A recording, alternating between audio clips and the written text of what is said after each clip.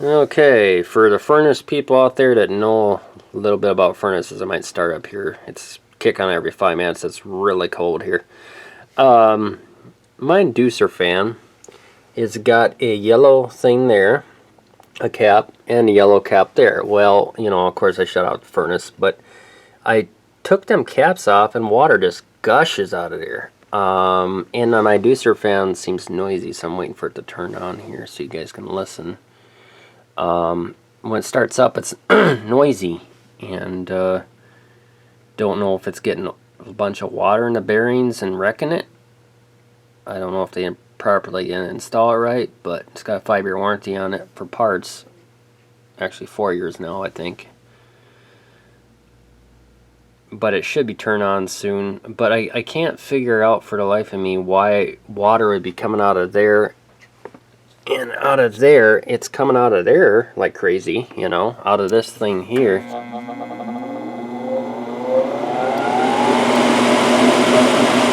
Not that noisy. Sometimes when it starts up, it's noisier than that. Okay, there it's glowing. Sounds alright this time.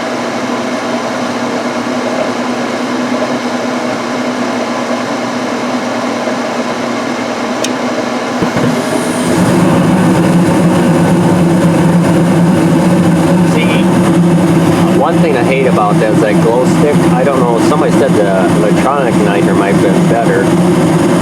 And then also I hate these flame sensors on these things. I know they get dirty and then they can't detect a flame.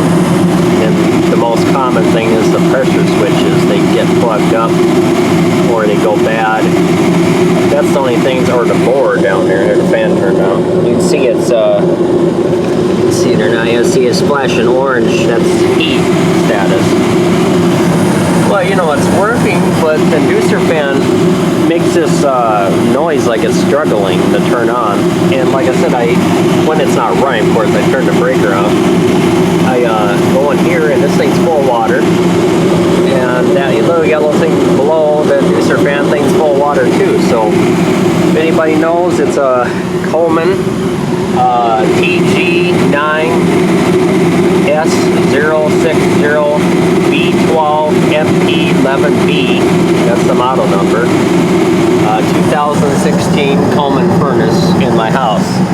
And I don't know if they installed it improperly. Somebody said they installed the exhaust fan wrong, and that's the north side. They wanted to do it on the south side, but we couldn't do it because I got garage doors underneath the house.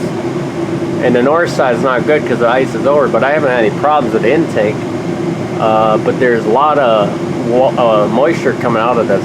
I might zoom in here. A lot of moisture in the exhaust right there. That's right there is the exhaust, that one. And then the intake is right there.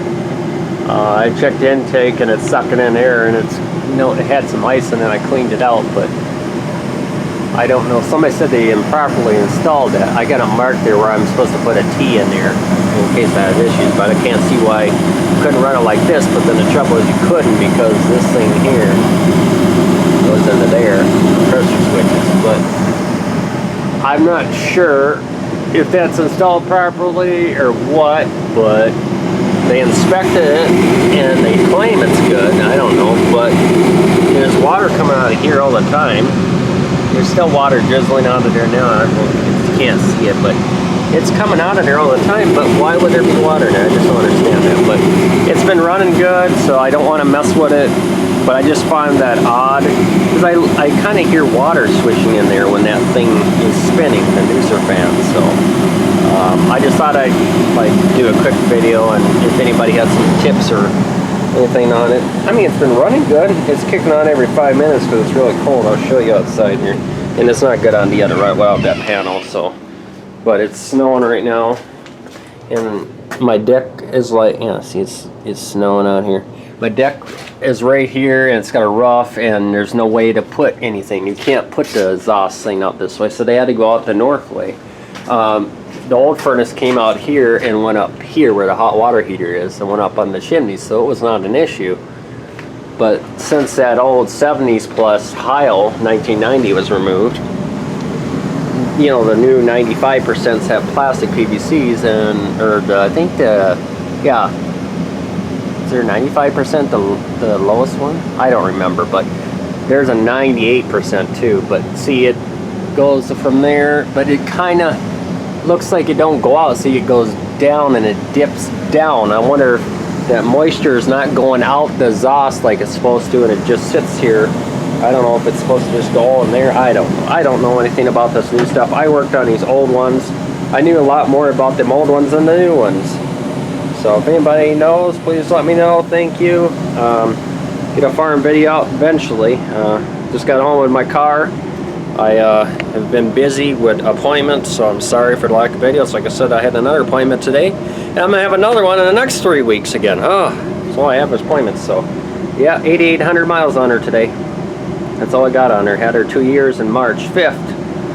But alright, well guys, sorry for the lack of video, but I kind of need some information on this. That inducer fan is sometimes noisy when it starts up. I mean, it sounds like it's dragging, like, you know, like the blower fan on the thing, like it's got a capacitor. I don't know if that has a capacitor, I doubt it, but the thing drags. It goes, and it kind of goes like that. So I've never done that before, inducer fan, but I didn't do it this time. So I don't know. Maybe it's just the way it is and I just didn't realize it. Alright guys, have a good one, and we'll get you another video when I can.